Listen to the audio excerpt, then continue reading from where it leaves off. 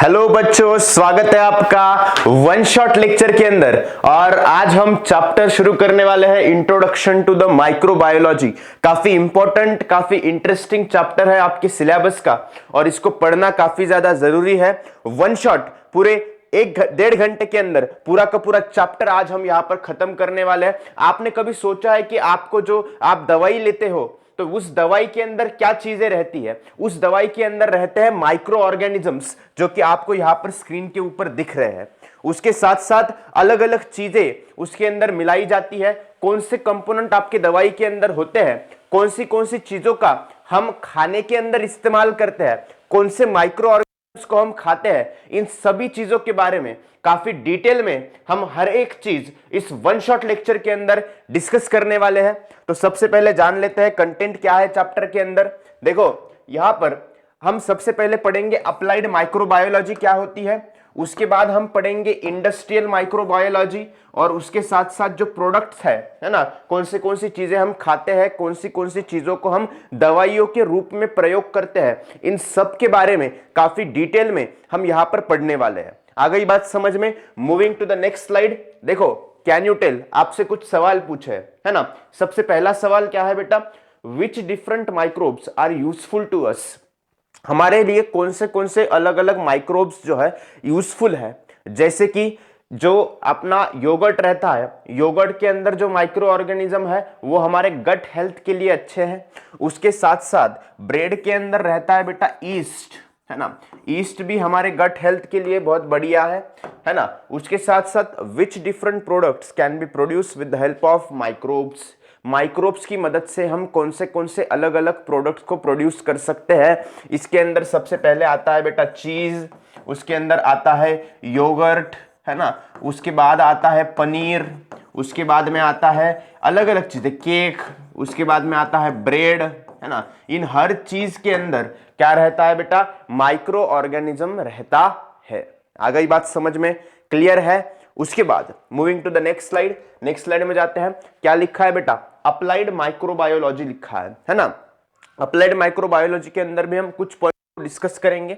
सबसे पहला point, applied microbiology is a branch of biology that focuses on studying enzymes, proteins and genetic traits in both prokaryotic like bacteria and eukaryotic like fungi microbes. देखो, यहां पर ये biology की एक branch है जिसको हम अप्लाइड माइक्रोबायोलॉजी बोलते हैं और इसके अंदर अलग अलग चीजों के बारे में हम स्टडी करते हैं, जैसे कि proteins, enzymes, fungi, bacteria, viruses, अलग अलग चीजें। अब यहां पर दोनों रहते हैं, प्रोकैरियोट भी रहते हैं जैसे कि बैक्टीरिया एंड यूकैरियोटिक भी रहते हैं जैसे कि fungus and other microorganisms. आ गई बात समझ में? उसके बाद क्या लिखा है, it involves practical application such as producing food and medicine using micro organisms.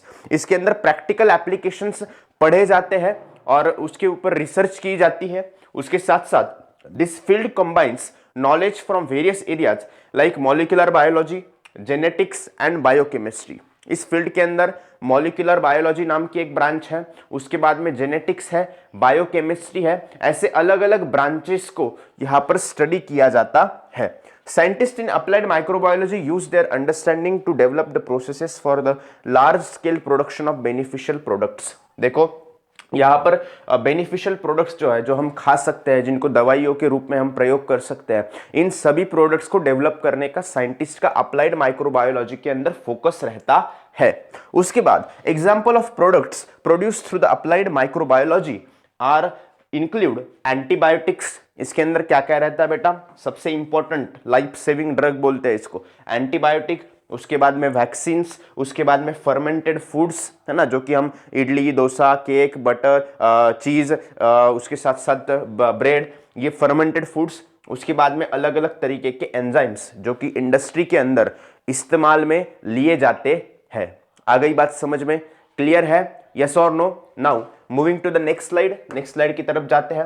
अब क्या लिखा है बेटा, इंडस्ट्रियल माइक्रोबायोलॉजी लिखा है। क्या लिखा है? Industrial microbiology. अब इसके अंदर क्या होता है, science focuses on commercial use of microbes. यहां पर माइक्रो ऑर्गेनिजम्स का कमर्शियल इंडस्ट्री लेवल पे यूज किया जाता है। उसके बाद इट इन्वॉल्व्स, इसके अंदर क्या क्या रहता है बेटा, social and environmental processes and products. यहाँ पर इकोनॉमिक, सोशल, है ना, एनवायरमेंटल, है ना, जिससे एनवायरमेंट को फायदा हो सके, लोगों को फायदा हो सके, ऐसे इकोनॉमिकल प्रोसेस को इसके अंदर इन्वॉल्व किया जाता है, जिसको हम क्या बोलते हैं बेटा, इंडस्ट्रियल माइक्रोबायोलॉजी बोलते हैं। उसके बाद utilises various microbial processes for practical application. अलग अलग माइक्रोबियल प्रोसेस का प्रैक्टिकली हमारे लाइफ के अंदर हम किस तरीके से एप्लीकेशन कर सकते हैं, इसके बारे में भी यहां पर बात की जाती है। उसके बाद aim to developing beneficial products and processes for industry and society. Industry के लिए, सोसाइटी के लिए, लोगों के लिए बेनिफिशियल प्रोडक्ट्स को डेवलप करना, ये इसका क्या होता है बेटा, मेन मोटिव होता है। आ गई बात समझ में। Moving to the next slide, industrial microbiology के कुछ मेन फीचर्स हम यहां पर डिस्कस करेंगे। सबसे पहला, various productions with the help of fermentation food, fermentation processes, जैसे कि इसके अंदर ब्रेड है, उसके बाद क्या है, चीज है, वाइन भी फर्मेंटेशन से बनती है। उसके बाद में रॉ मटेरियल जो है ना, क्या, रॉ मटेरियल फॉर केमिकल्स, है ना, किसके लिए, केमिकल बनाने के लिए, एंजाइम, न्यूट्रिएंट्स एंड मेडिसिन बनाने के लिए। ये सभी हमें किससे मिलते हैं बेटा, इंडस्ट्रियल माइक्रोबायोलॉजी से मिलते हैं। आ गई बात समझ में। उसके बाद use of microbes for garbage management and pollution control. देखो पोल्यूशन कंट्रोल के अंदर भी, देखो पोल्यूशन कंट्रोल के अंदर भी माइक्रोब्स का काफी बड़े स्केल में इस्तेमाल होता है। माइक्रोब्स पोल्यूशन कंट्रोल के लिए काफी ज्यादा यूजफुल है, बिकॉज यहाँ पर गार्बेज मैनेजमेंट के लिए भी, गार्बेज को डिकम्पोज करने के लिए भी माइक्रोब्स रिस्पॉन्सिबल है। जो हमारे पास वेट गार्बेज है ना, वेट गार्बेज को भी डिकम्पोज करने का काम माइक्रो ऑर्गेनिजम्स ही करते हैं। आ गई बात समझ में।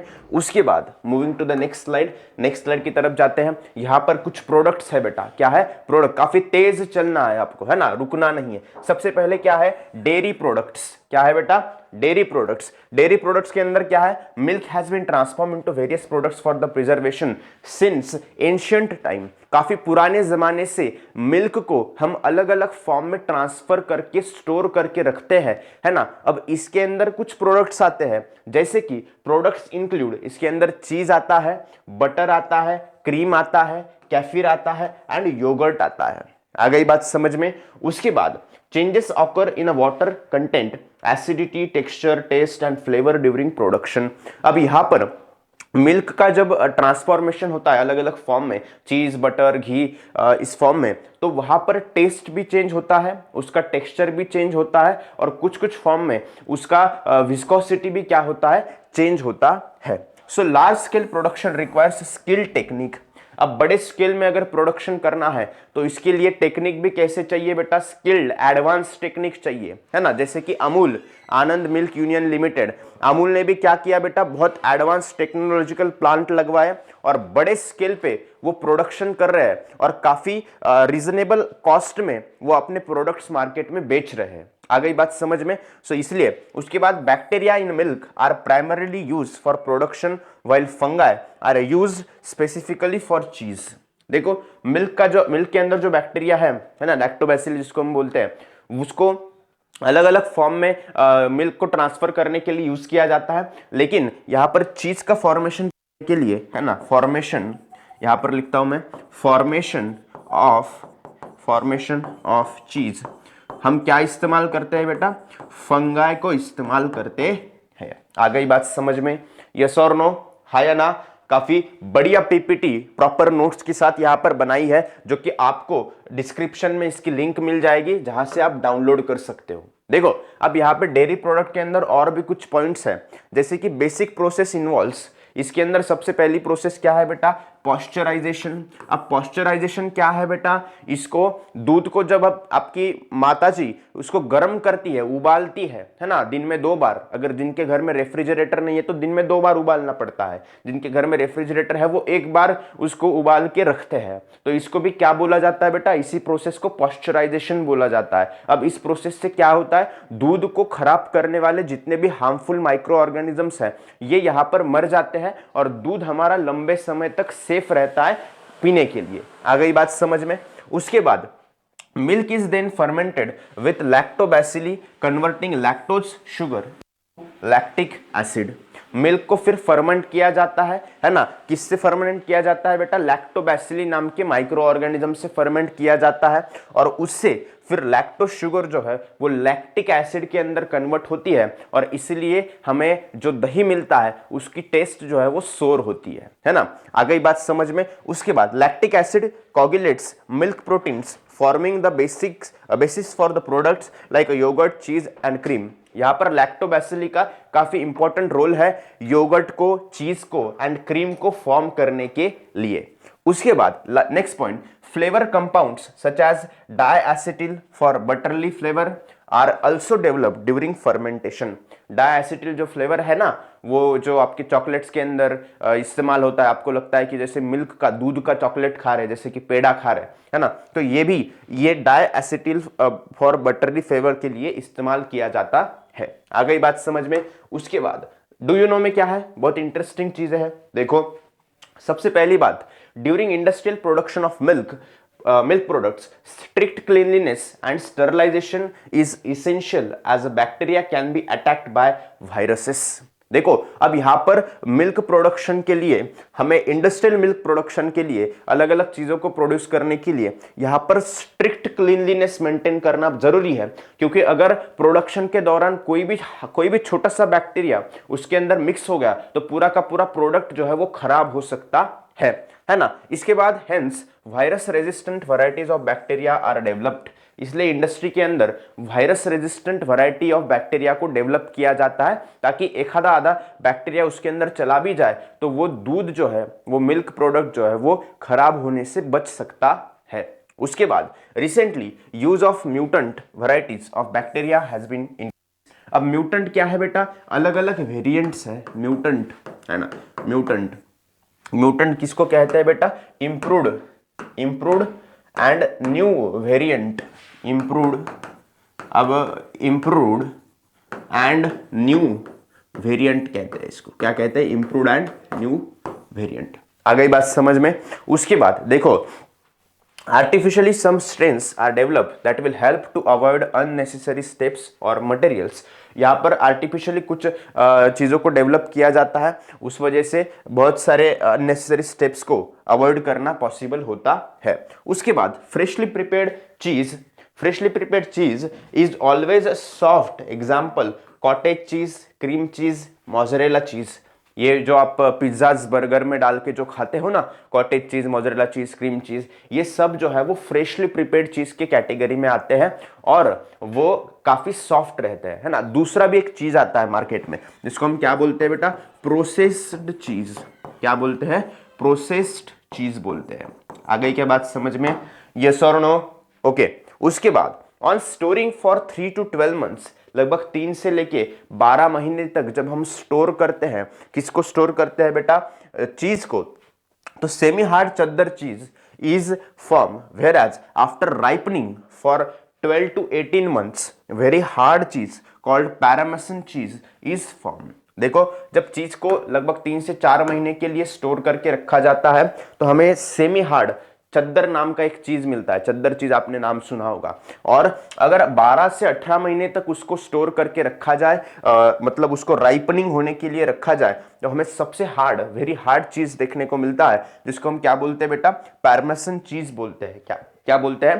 पैरमेसन चीज। आ गई बात समझ में। उसके बाद नेक्स्ट स्लाइड के अंदर जाते हैं। देखो यहां पर क्या लिखा हुआ है बट बेटा बड़े बड़े शब्दों में क्या लिखा हुआ है? प्रोबायोटिक्स, है ना। अब प्रोबायोटिक्स किसको कहते हैं बेटा? सबसे पहले कुछ पॉइंट्स को डिस्कस करेंगे। पहला पॉइंट क्या कहता है? Probiotics are milk products containing active bacteria like lactobacillus, acidophilus, bifidobacterium. देखो यहां पर प्रोबायोटिक्स यानी कि क्या है? ऐसे मिल्क प्रोडक्ट्स है जिसके अंदर एक्टिव जिंदा बैक्टीरिया रहते हैं। जैसे कि सबसे कॉमन क्या है बेटा? लैक्टोबैसिलस, जो कि आपके दही के अंदर, बटर मिल्क के अंदर रहता है। उसके बाद में एसिडोफिलस और उसी के बाद में बाइफिडोबैक्टीरियम, ऐसे बैक्टीरिया यहां पर रहते हैं। उसके बाद this bacteria help maintain the balance of intestinal micro organisms. ये बैक्टीरिया क्या करते हैं बेटा? अपने इंटेस्टिनल माइक्रो ऑर्गेनिजम्स का बैलेंस जो है वो मेंटेन करने में मदद करते हैं और इसी वजह से हमारे डाइजेशन यहाँ पर इंप्रूव होता है, बूस्ट होता है। उसके साथ साथ reducing harmful microbes like the Clostridium, यहाँ पर हार्मफुल जो माइक्रो ऑर्गेनिजम्स है हमारे पेट के अंदर जैसे कि क्लॉस्ट्रिडियम, ये भी क्या हो जाते हैं बेटा, रिड्यूस होने में मदद होती है। आ गई बात समझ में। उसके बाद probiotic products come in various forms such as yoghurt, kefir, sauerkraut, dark chocolate, miso soup, उसके बाद पिकल्स, ऑयल, कॉर्न सिरप, उसके साथ साथ आर्टिफिशियल स्वीटनर्स, माइक्रो अल्गाए, ये ऐसे अलग अलग फॉर्म में हमें प्रोबायोटिक्स के प्रोडक्ट्स देखने को मिलते हैं। उसके बाद importance of probiotics, they form colonies of useful microbes in gut, controlling other microbes and improving resistance to harmful substances. ये क्या करते हैं बेटा, कॉलोनीज फॉर्म करते हैं, खुद को मल्टीप्लाई करते हैं और हार्मफुल सब्सटेंस को क्या करते हैं बेटा, रेजिस्टेंस उसके खिलाफ डेवलप करने में मदद करते हैं। Probiotics reactivate useful microbes that become inactive due to antibiotics। देखो अब कभी कभी बीमार हो जाते हो आप, कुछ जख्म हो जाती है, कुछ इन्फेक्शन हो जाता है, उस कंडीशन में आपको एमॉक्सिलिन, पेनिसिलिन जैसे एंटीबायोटिक्स डॉक्टर प्रिस्क्राइब करते हैं और उसको खाने के बाद हमारे यूजफुल जो माइक्रो ऑर्गेनिजम्स है पेट के अंदर वो डिस्ट्रॉय हो जाते हैं और उसको रिस्टोर करने का काम भी कौन करता है बेटा, प्रोबायोटिक्स करते हैं। आ गई बात समझ में, यस और नो, हाँ या ना, okay. Nowadays probiotics are used for treating diarrhoea and also in the poultry treatment. अब आजकल के जमाने में प्रोबायोटिक्स को किस लिए इस्तेमाल किया जाता है बेटा, पोल्ट्री फार्म में डायरिया को ट्रीट करने के लिए इस्तेमाल किया जाता है। आ गई बात समझ में, यस और नो। उसके बाद आपका फेवरेट क्या है बेटा, ब्रेड, है ना। अब ब्रेड के बारे में भी कुछ चीजें जानेंगे यहाँ पर। सबसे पहले bread is made from cereal flour mix with baker's yeast. यहाँ पर क्या मिक्स किया जाता है बेटा, बेकर्स ईस्ट, जिसका साइंटिफिक नाम क्या है, सैक्रोमाइसिस सेरेविसिया। क्या नाम है उसका, सैक्रोमाइसिस सेरेविसिया, है ना। अब इस ईस्ट को जब मिक्स करते हैं किसके अंदर, सीरियल फ्लोर के अंदर, उसके साथ साथ पानी, सॉल्ट, ऐसी चीजें डाली जाती है एंड उसके साथ साथ और भी नेसेसरी इंग्रेडिएंट्स जो कि ब्रेड को डिलीशियस बनाने में मदद करते हैं उसको भी उसके अंदर डाला जाता है। So when yeast ferments the carbohydrates in the dough it produces carbon dioxide, CO2 and ethanol. जब ईस्ट जो है वो उस डो को फर्मेंट करता है तो यहाँ पर क्या होता है, क्या प्रोड्यूस होता है, यहाँ पर कार्बन डाइऑक्साइड प्रोड्यूस होता है एंड इथेनॉल प्रोड्यूस होता है। आ गई बात समझ में, यस और नो, हाँ या ना। उसके बाद the CO2 makes the dough rise giving the bread its spongy texture. अब CO2 क्या करता है बेटा, कार्बन डाइऑक्साइड उसको बड़ा फुलाता है, उस डो को बड़ा करता है ना। आपने देखा होगा इतना सा डो रहता है ना ब्रेड का, 2-3 घंटे बाद, 6 घंटे बाद इतना बड़ा हो जाता है वो, है ना। तो उसको फूलने में मदद करता है कौन, कार्बन डाइऑक्साइड, है ना। एंड उसके बाद यहाँ पर in commercial bakeries compressed east is often used. Commercial bakeries के अंदर, बड़े बड़े बेकरीज के अंदर कॉम्प्रेस्ड ईस्ट को यूज किया जाता है। उसके साथ साथ while dry granular yeast is common for domestic baking. यहाँ पर ड्राई ग्रैन्युअल ईस्ट को भी यूज किया जाता है डोमेस्टिक बेकिंग के लिए। सो commercial east contains various nutrients. Commercial east के अंदर अलग अलग न्यूट्रिएंट्स रहते हैं जैसे कि carbohydrates, fats, proteins, vitamins and minerals, making bread and other east based products nutritious, है ना। देखो इस वजह से क्या होता है, ईस्ट बेस्ड जो प्रोडक्ट है, ईस्ट का इस्तेमाल करके बनाए जाने वाले जो प्रोडक्ट है उसको डिलीशियस टेस्ट मिलने में मदद होती है। आ गई बात समझ में, क्लियर है। Microbial fermentation is also use to produce ingredients like vinegar, soy sauce and monosodium glutamate, Ajinomoto, commonly found in popular Chinese cuisine, है ना। ये जो अजीनोमोटो है ना, अजीनोमोटो जो है वो ज़्यादातर चाइनीज क्यूजिन में, है ना, जैसे कि नूडल्स के अंदर, है ना, नूडल्स के अंदर, उसके बाद में आपके मंचूरियन के अंदर, है ना, मंचूरियन, इन चीज़ों इसको इस्तेमाल किया जाता है। एजिनोमोटो के थोड़े से साइड इफेक्ट भी है, लेकिन ये भी एक कंपाउंड है मोनोसोडियम ग्लूटामेट नाम का, है ना। सोय सॉस भी है, आपने सुना होगा। विनेगर भी है। विनेगर क्या है बेटा, एसिटिक एसिड है, जिसके बारे में हम आगे अभी पढ़ेंगे, है ना। आ गई बात समझ में। उसके बाद moving to the next slide, next slide की तरफ जाते हैं। देखो यहाँ पर नेक्स्ट स्लाइड देखो, अब क्या लिखा हुआ है बेटा, विनेगर लिखा हुआ है। क्या लिखा हुआ है, विनेगर। विनेगर क्या होता है, vinegar is a common ingredient used world wide for its सोर test and preserving properties in foods. देखो विनेगर को बहुत ज्यादा स्केल में पूरे दुनिया में इस्तेमाल किया जाता है। अब क्यों इस्तेमाल किया जाता है, सबसे पहली बात तो उसके पास क्या है बेटा, सोर टेस्ट है ना, अम्बट टेस्ट है उसके पास, और उसके साथ साथ वो एज अ प्रिजर्वेटिव भी एक्ट करता है। जैसे कि पिकल्स के अंदर हम इस्तेमाल कर सकते हैं, सॉसेज के अंदर हम इस्तेमाल कर सकते हैं, केचप के अंदर इस्तेमाल कर सकते हैं, एंड उसके बाद चटनीज वगैरह जो कि थोड़े लंबे समय तक 6-7 महीने तक, 5 महीने तक, 4 महीने तक अगर हमको स्टोर करके रखनी है तब भी हम विनेगर का वहां पर इस्तेमाल करते हैं। आ गई बात समझ में, क्लियर है। केमिकली विनेगर क्या है बेटा, इट इज 4% एसिटिक एसिड है, acetic acid mixed in water. ये क्या है, 4% एसिडिक एसिड है जो कि पानी के अंदर मिक्स किया गया है। अब इसका फॉर्मूला क्या है बेटा एसिटिक एसिड का, CH3COOH। ये एक तरीके का क्या है, ऑर्गेनिक कंपाउंड है। क्या है, ऑर्गेनिक कंपाउंड। क्या है बेटा, ये ऑर्गेनिक कंपाउंड है।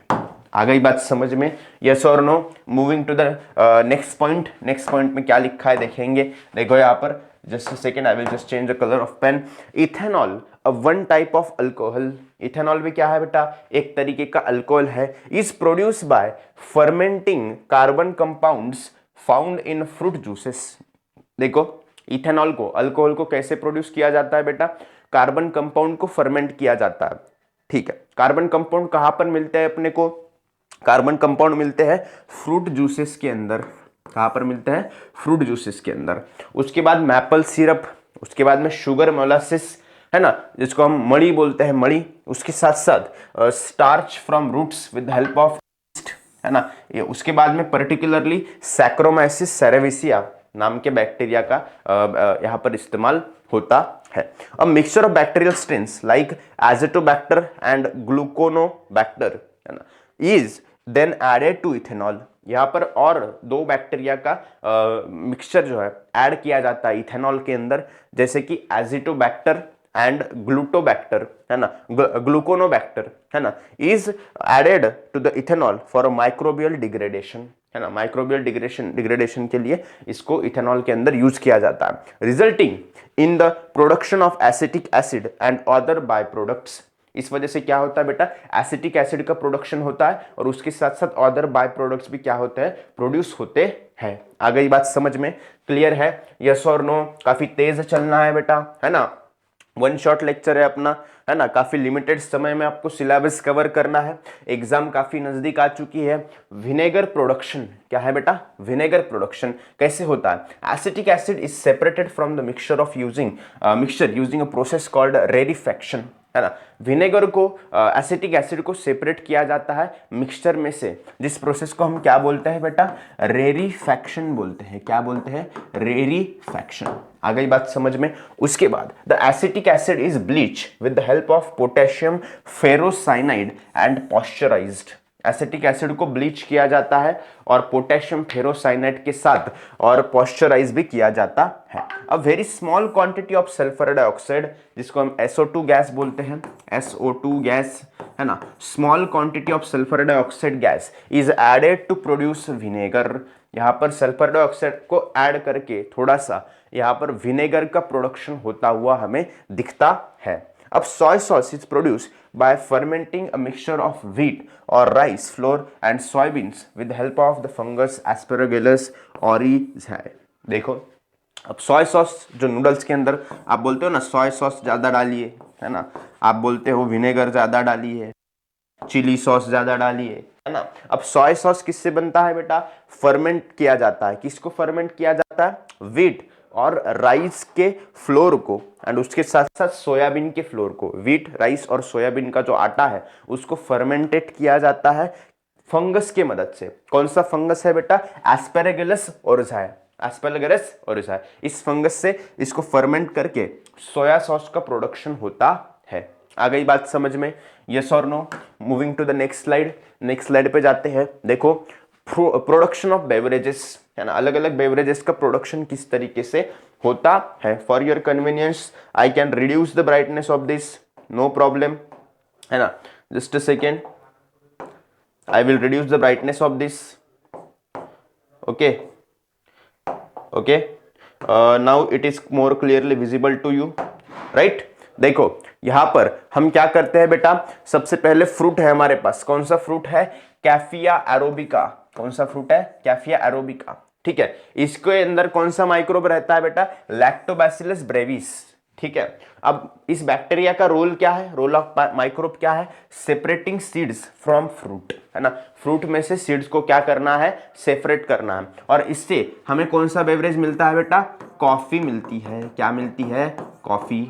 आ गई क्या बात समझ में, यस और नो, हाँ या ना। उसके बाद में क्या है बेटा, थियोब्रोमा कोकोआ, क्या है, थियोब्रोमा कैकोआ। इसके अंदर क्या है, कौन से माइक्रोब यूज किए जाते हैं, कैंडिडा, उसके बाद में हैंसेनुला, उसके बाद में पिचिया, सैक्रोमाइसिस। ये 4-5 बैक्टीरिया यहाँ पर यूज किए जाते हैं, जिसके अंदर रोल ऑफ माइक्रोब क्या है बेटा, separating seeds from fruit. Fruit में से सीड्स को क्या करना है, सेपरेट आउट करना है। उसके बाद नेम ऑफ बेवरेज क्या है, कोकोआ यहाँ पर हमें फॉर्म होता हुआ दिखता है। अलग अलग बेवरेजेस है, अलग अलग ड्रिंक्स है ना। उसके बाद यहाँ पर ग्रेप्स जो है, ग्रेप्स के अंदर भी कौन सा माइक्रोब यूज किया जाता है बेटा, सैक्रोमाइसिस सेरेविसिया। अब इस माइक्रोब की वजह से इसका रोल क्या है, ये जूस को, ग्रेप जूस को क्या करता है, फर्मेंटेट करता है, और इससे क्या बनता है, वाइन बनती है, ठीक है। Wine is also a type of alcohol, है ना। अब उसके बाद आगे एप्पल को भी सैक्रोमाइसिस सेरेविसिया नाम के बैक्टीरिया के साथ फर्मेंट किया जाता है, इसके जूस को, और यहाँ पर साइडर का फॉर्मेशन होता है। आ गई बात समझ में। यहाँ पर कुछ इमेजेस है, ये बैक्टीरिया का इमेज है ना, सैक्रोमाइसिस सेरेविसिया। उसके बाद में fruit and seeds of coffee है यहाँ पर, एंड कोकोआ की भी यहाँ पर सीड्स मौजूद है।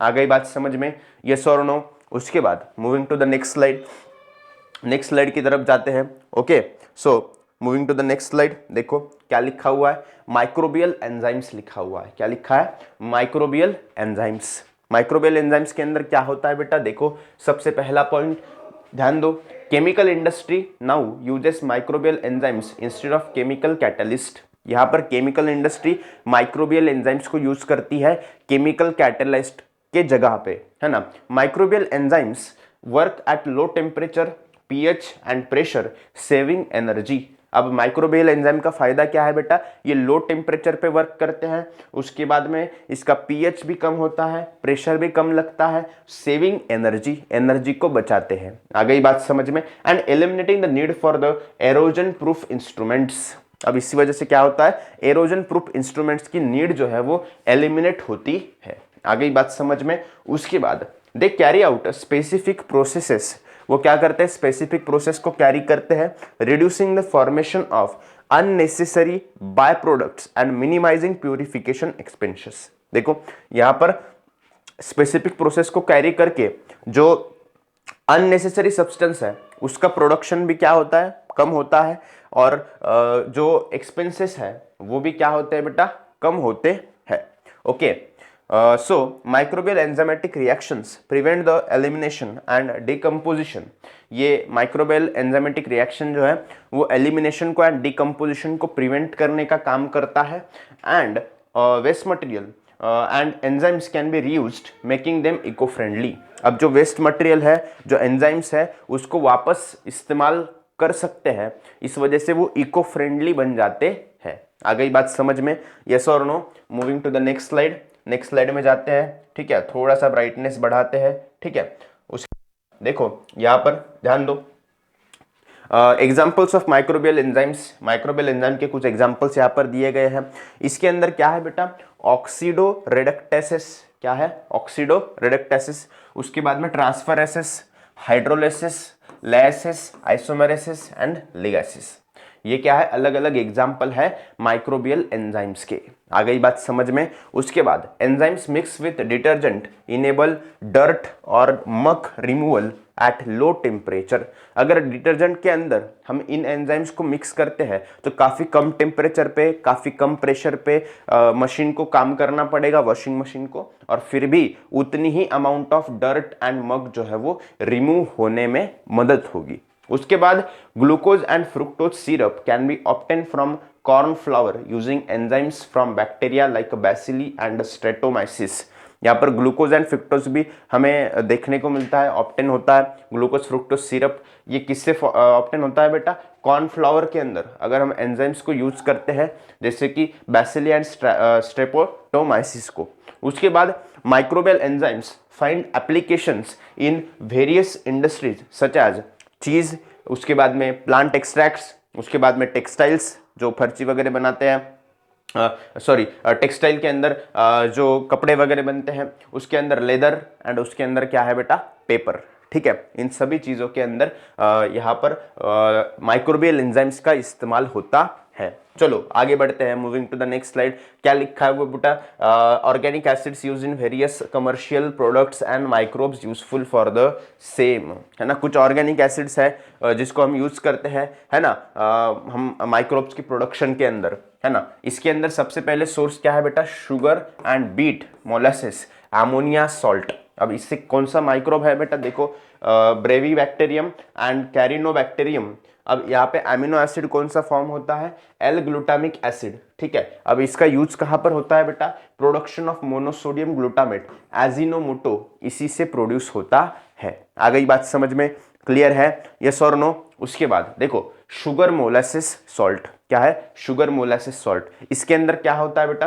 एस्पेरेगिलस नाइगर नाम का जो बैक्टीरिया है, माइक्रोब है ना, इसकी वजह से क्या प्रोड्यूस होता है? सिट्रिक एसिड प्रोड्यूस होता है। ठीक है, और सिट्रिक एसिड को हम कहाँ पर इस्तेमाल करते हैं? ड्रिंक्स के अंदर, टॉफीज के अंदर, चॉकलेट प्रोडक्शन, पिकल्स के अंदर, अलग अलग जगह पे हम इस्तेमाल करते हैं। उसके बाद में ग्लूकोज कॉर्न स्टीप लिकर, है ना। अब ये क्या है? इसके साथ भी एस्पेरेगिलस निगर नाम के बैक्टीरिया के साथ उसको मिलाया जाता है, और क्या फॉर्म होता है बेटा? अपने को ग्लूकोनिक एसिड फॉर्म होता है। क्या फॉर्म होता है? Gluconic acid. ठीक है, एंड उसके बाद इसका यूज क्या है बेटा? Production of minerals used as a supplement for calcium and iron, है ना। मिनरल्स का प्रोडक्शन एज अ सप्लीमेंट हम यूज करते हैं, किसके लिए? कैल्शियम के लिए एंड आयरन के लिए। ठीक है, उसके बाद मोलासिस कॉर्न स्टीप लिकर, इसके साथ कौन सा बैक्टीरिया है बेटा? लैक्टोबैसिलस डेल्ब्रकी। इसके अंदर कौन सा एसिड फॉर्म होता है बेटा?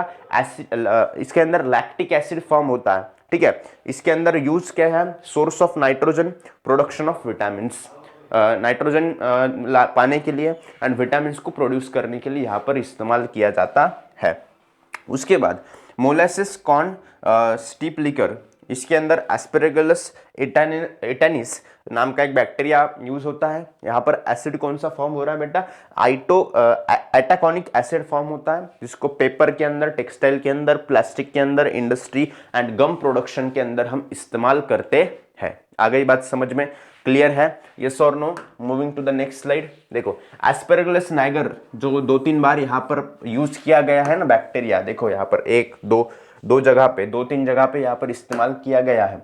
ये बैक्टीरिया कैसा दिखता है? इसका इमेज यहाँ पर आपको देखने को मिलता है, आपके बुक में दिया गया है, इमेज देख लो इस बैक्टीरिया का, एस्पेरेगिलस नाइगर का। आ गई बात समझ में? उसके बाद moving to the next slide. Next slide की तरफ जाते हैं बेटा।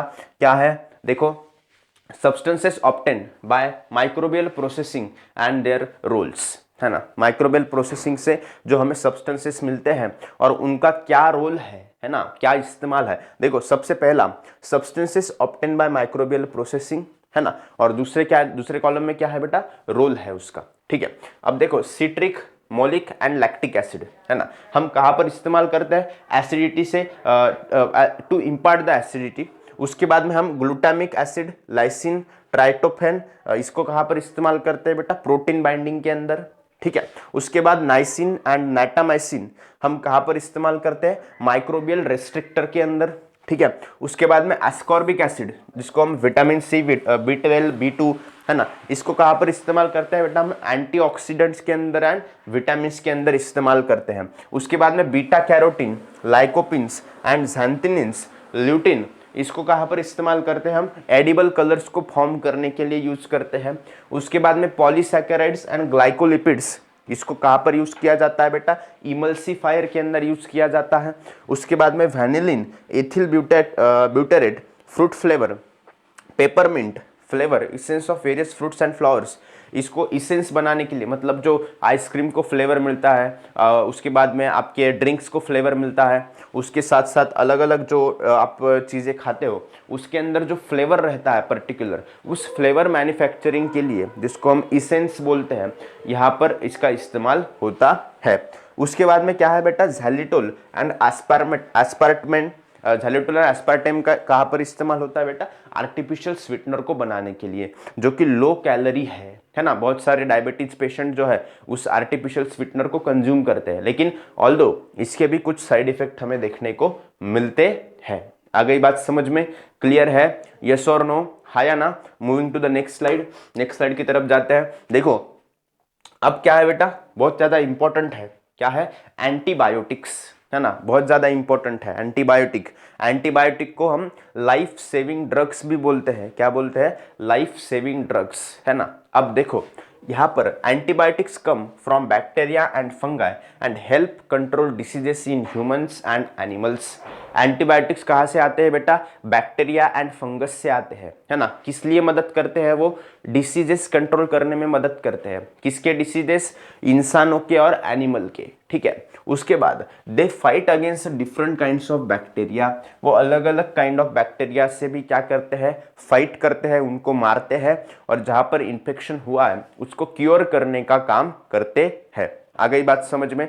उसके बाद examples of antibiotics include, antibiotic के अंदर जो एग्जाम्पल है, सबसे कॉमन, सबसे पहले इन्वेंट की गई जो एंटीबायोटिक है उसका नाम क्या है बेटा, पेनिसिलिन है। उसके बाद में सेफेलोफोरिन्स है। उसके बाद में मोनोबैक्टम है।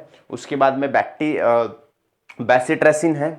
उसके बाद में एरिथ्रोमाइसिन है, उसके बाद में जेंटामाइसिन है। एरिथ्रोमाइसिन को कहाँ पर यूज करते हैं हम बेटा, थ्रोट इन्फेक्शन के अंदर, है ना। थ्रोट इन्फेक्शन बहुत कॉमन ड्रग है, ठीक है, थ्रोट इन्फेक्शन के अंदर यूज करते हैं। उसके बाद में जेंटामाइसिन, उसके बाद में स्ट्रेटोमाइसिन, है ना, जिसके एंड में माइसिन लगा है वो एंटीबायोटिक है लगभग 99%।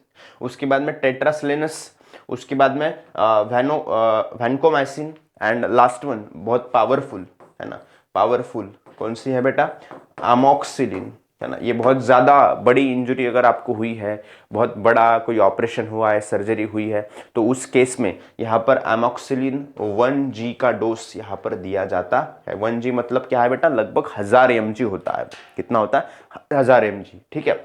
अब यहाँ पर और भी कुछ माइक्रो एंटीबायोटिक्स है, जैसे कि rifamycin is a special antibiotic that helps treat tuberculosis.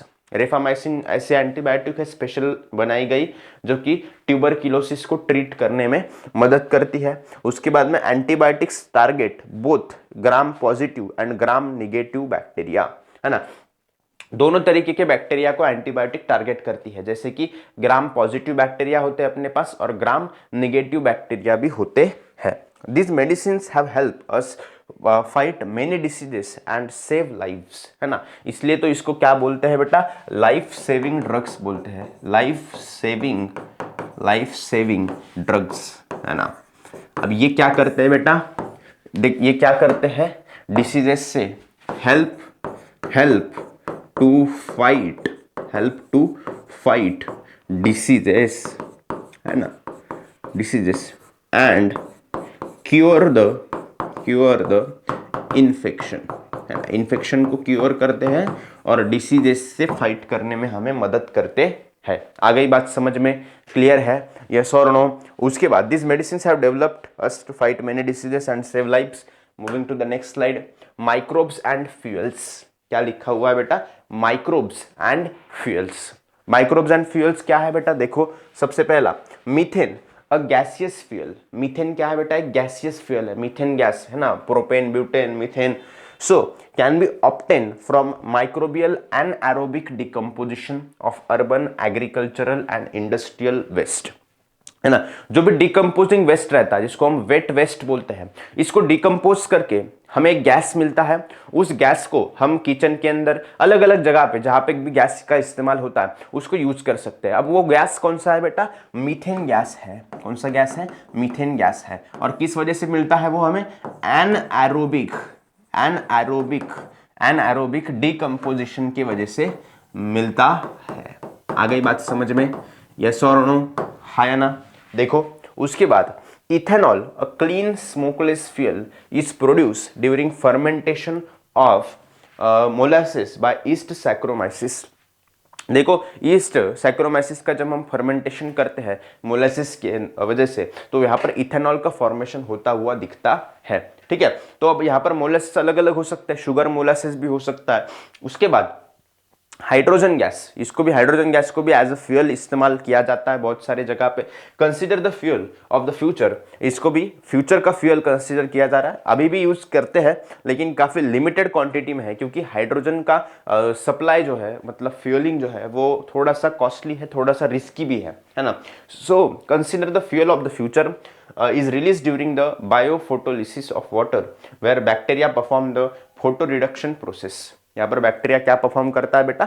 Photo reduction process को परफॉर्म करता है। आ गई बात समझ में? Microbial processes also produce various industrial chemicals such as, यहाँ पर माइक्रोबियल प्रोसेसेस के अंदर अलग अलग इंडस्ट्रियल केमिकल्स को भी प्रोड्यूस किया जाता है, जिसके अंदर क्या है बेटा? सबसे पहले अल्कोहल्स है, उसके बाद में क्या है? एसीटोन है, उसके बाद में क्या है? ऑर्गेनिक एसिड है, उसके बाद में क्या है बेटा? फैटी एसिड्स है, और उसके बाद में क्या है? पॉलीसैकेराइड्स मौजूद है। आ गई बात समझ में? क्लियर है? यस और no? Okay, moving to the next point. This chemicals serve as a raw materials in the chemical industry and are used in the production of plastic and food products. ये chemical industry के अंदर raw products के रूप में use किए जाते हैं, और इंडस्ट्रीज के अंदर, फैक्ट्रीज के अंदर इसका इस्तेमाल किया जाता है प्लास्टिक को प्रोड्यूस करने के लिए एंड फूड प्रोडक्ट्स को प्रोड्यूस करने के लिए। आ गई बात समझ में? क्लियर है? यस और नो? हाँ या ना? कमेंट सेक्शन में मुझे बताओ। Moving to the next slide. Next slide की तरफ जाते हैं, है ना। बहुत थोड़ा चैप्टर बचा है अभी, है ना। काफी डिटेल में हम हर एक चीज कवर कर रहे हैं वन शॉट लेक्चर में।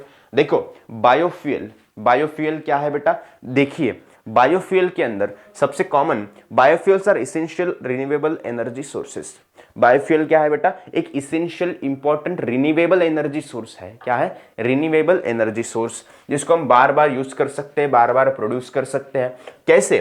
दे कम इन अ डिफरेंट फॉर्म्स, वो अलग अलग फॉर्म में हमें देखने को मिलता है। ठीक है, जैसे कि सॉलिड फॉर्म में coal, dung and crop residue, liquid form में वेजिटेबल ऑयल्स एंड अल्कोहल।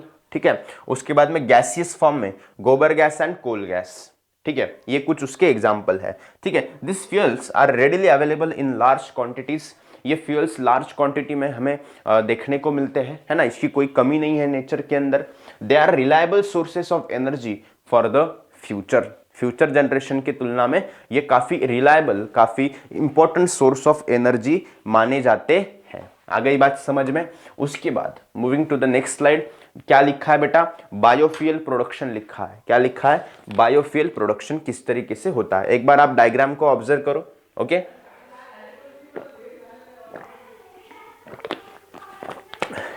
देखो यहां पर आपको दिख रहा है liquid fuel production through the fermentation.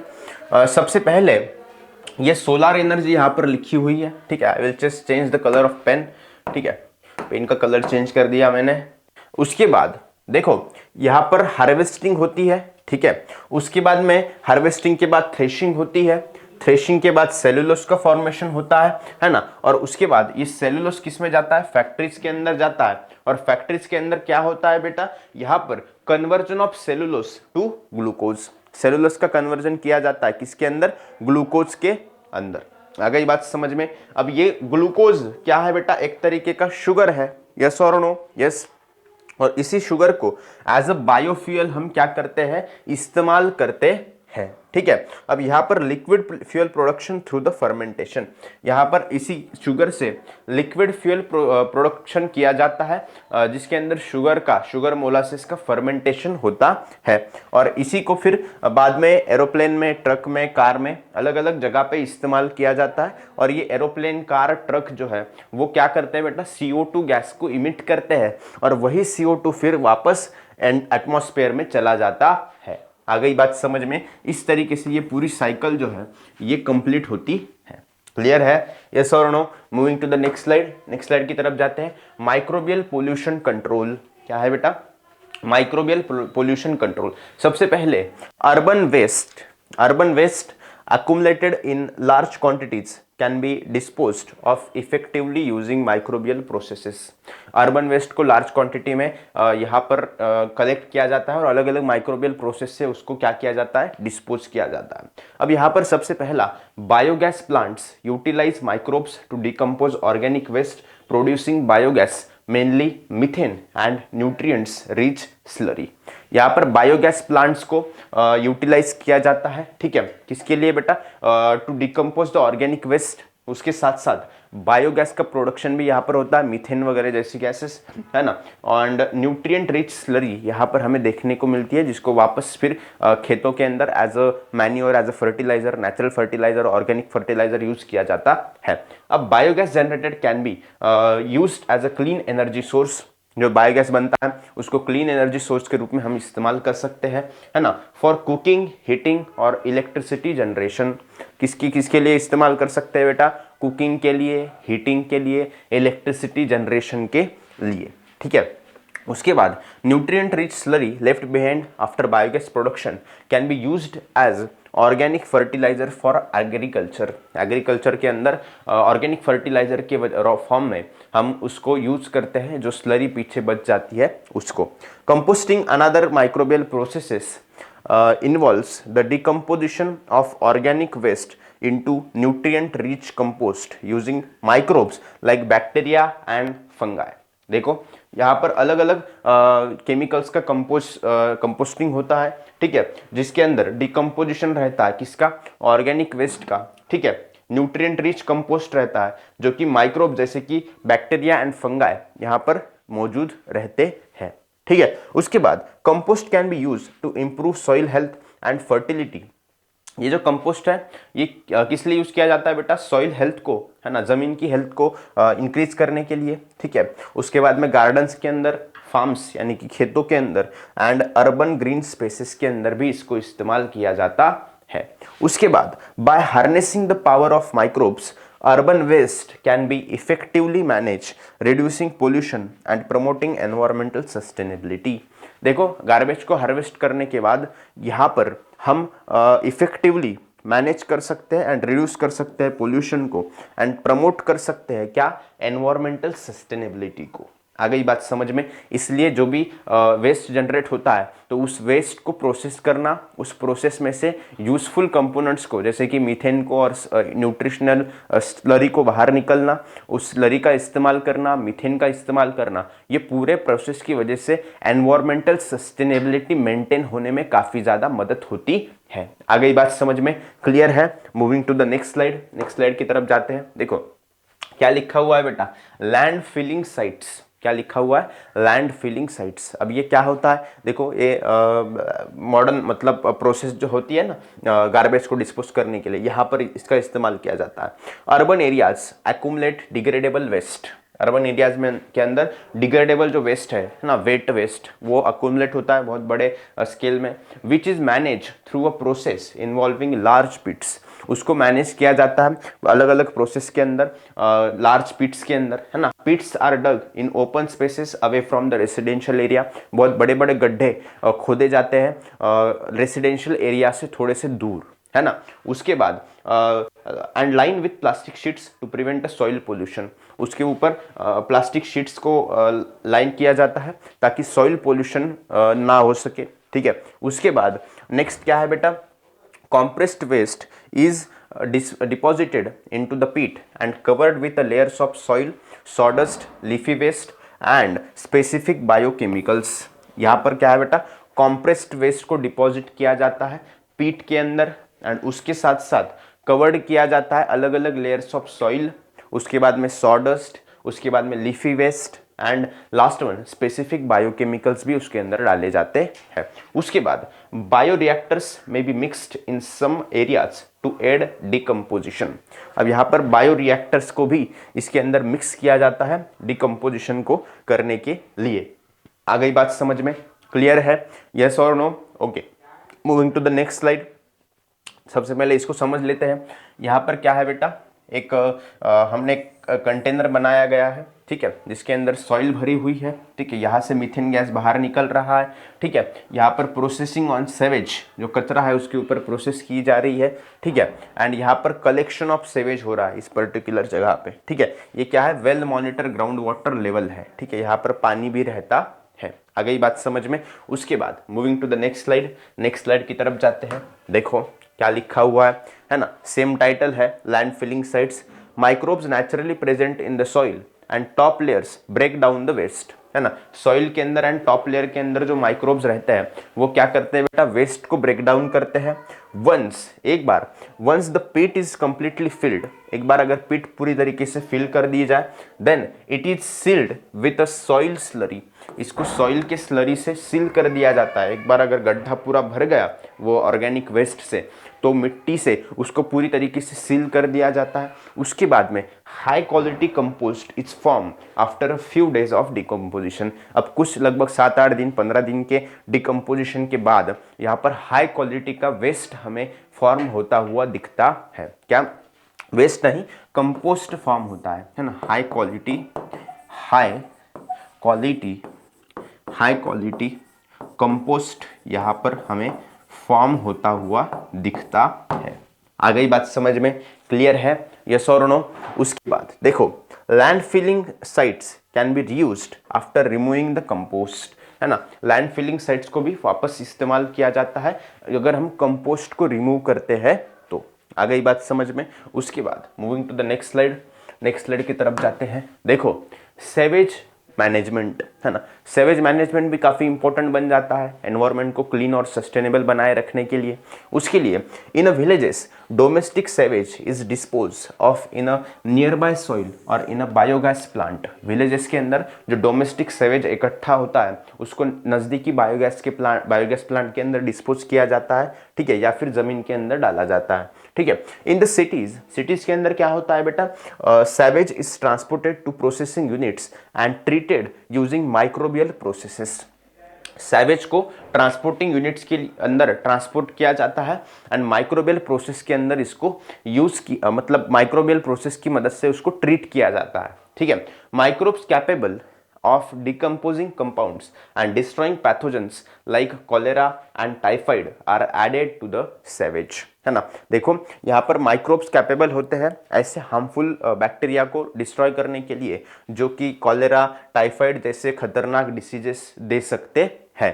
उसके बाद दिस माइक्रोब्स रिलीज मीथेन। अब ये माइक्रोब्स क्या करते हैं, मीथेन गैस को एंड CO2 गैस को रिलीज करते हैं, ठीक है, by breaking down carbon compounds in the sewage के अंदर जो कॉम्प्लेक्स कार्बन कंपाउंड है उसको ब्रेक डाउन करके ये माइक्रोब्स क्या करते हैं बेटा, रिलीज करते हैं CO2 को एंड मीथेन गैस को। उसके बाद phenol oxidising bacteria help decompose xenobiotic chemicals present in the sewage. देखो जो फिनॉल ऑक्सीडाइजिंग बैक्टीरिया है ये क्या करता है बेटा, डिकम्पोज करता है xenobiotic केमिकल्स को जो कि सैवेज के अंदर प्रेजेंट होते हैं, जो कि खतरनाक माने जाते हैं, ठीक है। This sludge that settles down during treatment can be used as a fertiliser. जो स्लरी ट्रीटमेंट के दौरान नीचे बच जाती है उसको फर्टिलाइजर के रूप में, है ना, ऑर्गेनिक फर्टिलाइजर के रूप में हम इस्तेमाल कर सकते हैं, ठीक है। Water released after microbial treatment is environmentally safe. Microbial treatment के बाद जो वाटर रिलीज होता है वो एनवायरमेंटली क्या रहता है बेटा, सेफ रहता है। Microbes are used for bioremediation. Microbes को बायो रेमेडिएशन के लिए इस्तेमाल किया जाता है ना, to clean up environments polluted by sewage, है ना। किस लिए यूज किया जाता है बेटा, ऐसे एनवायरमेंट से ऐसे एनवायरमेंट को क्लीन करने के लिए जो कि गंदा होता है सैवेज की वजह से। आ गई बात समझ में। Now moving to the next slide की तरफ जाते हैं। देखो यहाँ पर क्लीन टेक्नोलॉजी टाइटल है। क्या है बेटा? Clean technology. अब क्लीन टेक्नोलॉजी के अंदर भी हम कुछ पॉइंट्स को डिस्कस करेंगे, है ना। सबसे पहला क्या है बेटा? Microbes play a vital role in controlling air, soil and water pollution by naturally decomposing manmade chemicals. देखो हमारे एनवायरनमेंट के अंदर, नेचर के अंदर माइक्रो ऑर्गेनिजम्स काफी इंपॉर्टेंट रोल को प्ले करते हैं नेचुरली किसी भी वेस्ट को डिकम्पोज करने के लिए एंड केमिकल को डिकम्पोज करने के लिए, ठीक है। सो माइक्रो ऑर्गेनिजम्स एनवायरनमेंट को क्लीन रखने में काफी ज्यादा मदद करते हैं। उसके बाद they have the ability to transform hydrocarbons and other chemicals helping to mitigate pollution. उनके पास ये एबिलिटी है कि वो क्या कर सकते हैं बेटा? हाइड्रोकार्बन्स को ट्रांसफॉर्म कर सकते हैं, है ना, ताकि पोल्यूशन क्या हो सके? कम हो सके। उसके बाद some microbes can remove sulphur from fuels reducing air pollution caused by sulphur emissions. कुछ माइक्रोब्स जो है वो क्या करते हैं बेटा? रिमूव करते हैं किसको? सल्फर को रिमूव करते हैं। किसमें से? फ्यूल में से, है ना, ताकि फ्यूल जलने के बाद वहां पर सल्फर डाइऑक्साइड का इमिशन ना हो पाए। आ गई बात समझ में। उसके बाद में क्या है बेटा? Thiobacilli and sulfatobacilli are types of microbes that help convert metals like copper, iron, uranium and zinc into compounds before they leach into the environment from low quality metalloids. देखो कुछ लो क्वालिटी मेटालॉइड्स रहते हैं या फिर industry के अंदर अलग अलग प्रोसेसेस होते हैं। ऐसे प्रोसेस के दौरान जो मेटल डायरेक्टली एक्वेटिक लाइफ के अंदर जाते हैं, पानी के अंदर जाते हैं, तो उनको नुकसान हो सकता है, एक्वेटिक लाइफ के लिए खतरा हो सकता है। तो ऐसे कंडीशन में थायोबैसिली एंड सल्फोबैसिली नाम के जो बैक्टीरिया है ये क्या करते हैं बेटा? Copper, iron, uranium and zinc को कंपाउंड्स में कन्वर्ट करने का काम करते हैं before they enter in the water. आ गई बात समझ में। सो by utilizing the natural abilities of microbes we can effectively combat pollution and protect the environment for the future generation। अब यहाँ पर हम नेचुरल एबिलिटीज को यूटिलाइज करके, माइक्रो ऑर्गेनिजम्स की नेचुरल एबिलिटी को यूटिलाइज करके पोल्यूशन कंट्रोल में काफी तरक्की हासिल कर सकते हैं। अब लेकिन इसके लिए एनवायरनमेंट को सेफ और सुरक्षित रखना काफी ज्यादा जरूरी है। अगर माइक्रो ऑर्गेनिज्म डिस्ट्रॉय होते चले जाएंगे तो वेस्ट काफी ज्यादा बढ़ता चला जाएगा और उतना ही मैनकाइंड को और अदर लिविंग ऑर्गेनिजम्स को खतरा बढ़ता चला जाएगा। आ गई बात समझ में? यस और no? Moving to the next slide की तरफ जाते हैं, ठीक है। अब क्लीन टेक्नोलॉजी के अंदर 2-3 और चीजें हैं, ठीक है। यहाँ पर सबसे इंपॉर्टेंट पॉइंट है, कंसर्निंग पॉइंट है, क्या है? ऑयल स्पिल्स यानी कि क्या है बेटा? Oil spills in the ocean happens due to accidents और ह्यूमन एक्टिविटीज। देखो यहाँ पर जो बड़े बड़े जहाज से हम तेल को ट्रांसपोर्ट करते हैं, क्रूड ऑयल को ट्रांसपोर्ट करते हैं, तो कभी कभी एक्सीडेंट की वजह से या फिर ह्यूमन बैड एक्टिविटी की वजह से वो जो ऑयल है वो समंदर के ऊपर गिर जाता है। और एक बार समंदर पे ऑयल गिर गया तो ना तो वहां पर सनलाइट पहुंच पाती है, ना तो एक्वेटिक एनिमल्स को उस पर्टिकुलर एरिया में ऑक्सीजन मिल पाती है ना। अब ये बहुत बड़ा प्रॉब्लम है ना। Oil can harm marine life, जितने भी मरीन एनिमल्स है, लाइफ है, उसको खतरा हो सकता है इस ऑयल स्पिल की वजह से, है ना। बैक्टीरिया, अब कौन से बैक्टीरिया का यूज करते हैं बेटा हम? देखो bacteria like pseudomonas sap and alcanivorax borkumensis break down oil. ये क्या करते हैं? 2 bacteria pseudomonas sap and alcanivorax borkumensis break down the oil into compounds and basically वो क्या करते हैं बेटा? ऑयल को खाते हैं वो, ठीक है। Basically they are called hydrocarbonoclastic bacteria. इनको क्या बोलते हैं हम? HCB बोलते हैं। HCB का लॉन्ग फॉर्म क्या है बेटा? हाइड्रोकार्बोनोक्लास्टिक बैक्टीरिया, हाइड्रोकार्बोनोक्लास्टिक बैक्टीरिया। देखो HCB ईट अप हाइड्रोकार्बन्स, है ना। क्या करते हैं बेटा? ये हाइड्रोकार्बन्स को खाते हैं, ठीक है। Turning them into CO2 and water. क्या करते हैं बेटा? वो CO2 के अंदर, है ना, और वाटर के अंदर उसको ट्रांसफॉर्म करते हैं। आ गई बात समझ में? उसके बाद plastic bottles are made from polyethylene terephthalate polyester. Plastic bottle किससे बनते हैं बेटा?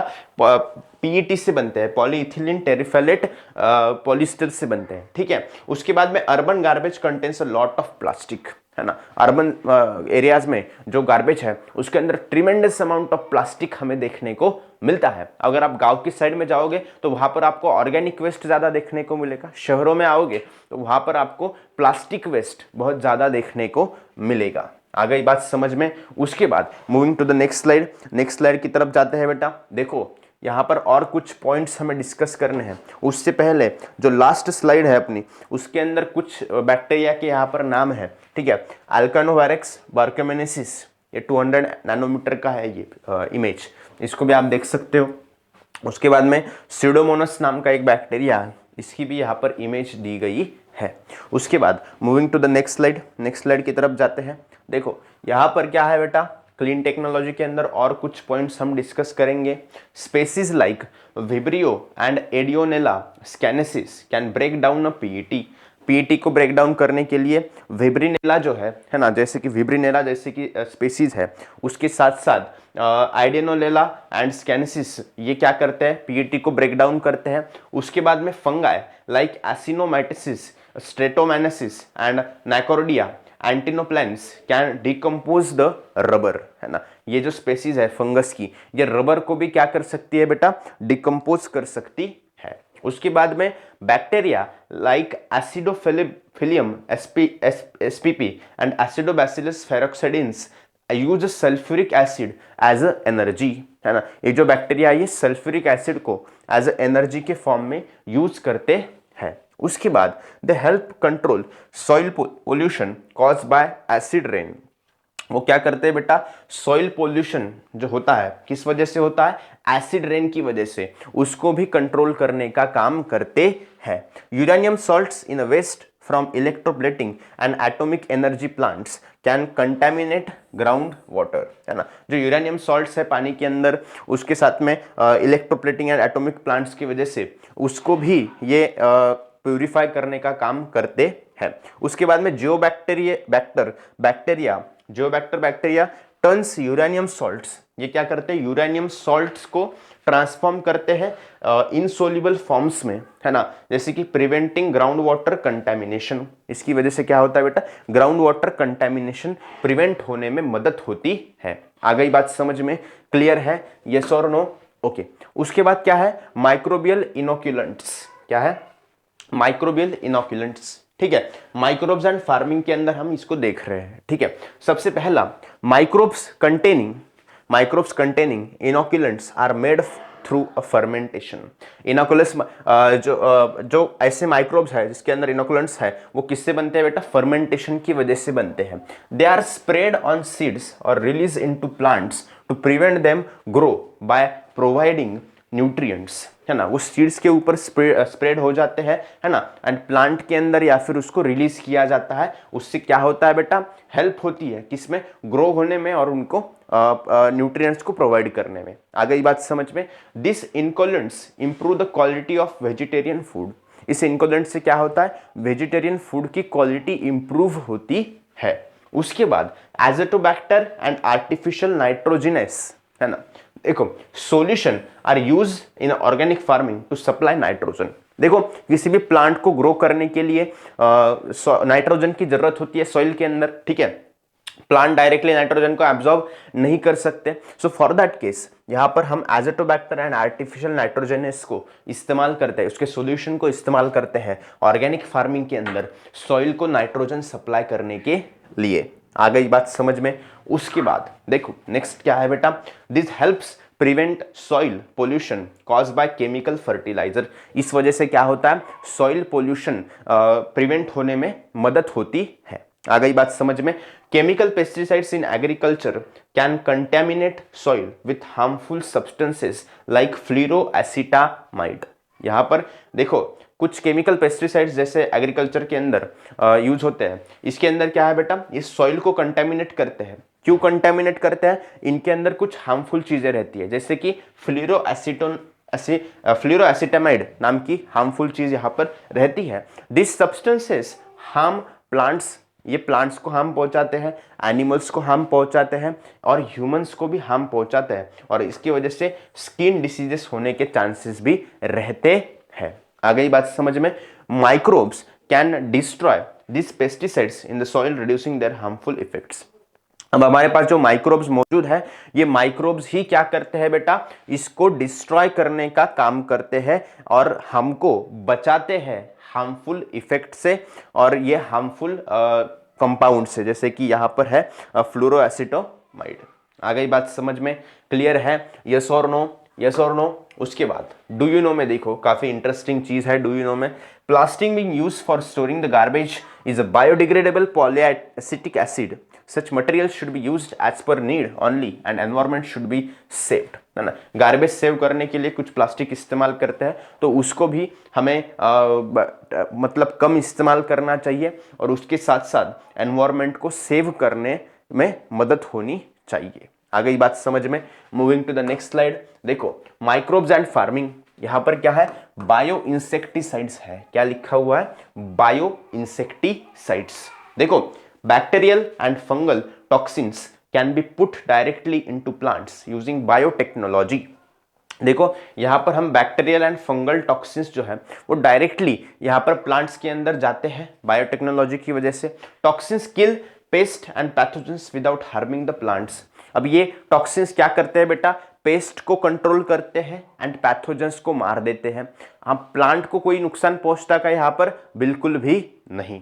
So, some fungi and viruses are also helpful as a pesticides। कुछ फंगस और वायरसेस भी काफी ज्यादा हेल्पफुल है एज अ पेस्टिसाइड के रूप में, ठीक है। उसके बाद में spinosad is a biopesticide made from fermentation. Spinosad नाम का एक कंपाउंड है जो कि बायोपेस्टिसाइड है। किससे बनता है बेटा? वो फर्मेंटेशन नाम के प्रोसेस से बनता है, ठीक है। यहाँ पर एक इमेज है caterpillar feeding on the leaf, है ना। अब ऐसे प्लांट के अंदर अगर कैटरपिलर वगैरह फीड करने लगे तो फार्मर्स का नुकसान हो जाएगा, है ना। तो इसको कंट्रोल करने के लिए अलग अलग चीजें यहाँ पर हम इस्तेमाल करते हैं। इसके अंदर एक क्या है, बायो इंसेक्टिसाइड्स है। आ गई बात समझ में? काफी डिटेल में, काफी शिद्दत के साथ, काफी मेहनत और लगन के साथ आपने इस लेक्चर को सुना है और हमने भी उतनी ही मेहनत के साथ आपको इस लेक्चर को प्रोवाइड करने में, वैल्यू प्रोवाइड करने में सक्सेस हासिल किया है। उम्मीद है कि आपको वो सब कुछ समझ में आया होगा। वन बाय वन डिटेल में हमने काफ़ी पॉइंट्स यहाँ पर नोट किए हैं। आपको पीपीटी भी मिल जाएगी डिस्क्रिप्शन में और ऐसे ही one shot lectures one by one आने वाले हैं। एग्जाम की तैयारी कीजिए, है ना। एसएससी का टेंशन मत लीजिए। फिजिक्स ज्ञान मुकेश नायक यूट्यूब चैनल पर लेक्चर देखिए और कंसेप्ट को समझिए, है ना। अगर समझ में आया है आपको तो दोस्तों के साथ भी शेयर कीजिए, सब्सक्राइब कीजिए, लाइक कीजिए। मिलते हैं आपसे ऐसे ही इंटरेस्टिंग नेक्स्ट लेक्चर के अंदर। थैंक यू सो मच बच्चों।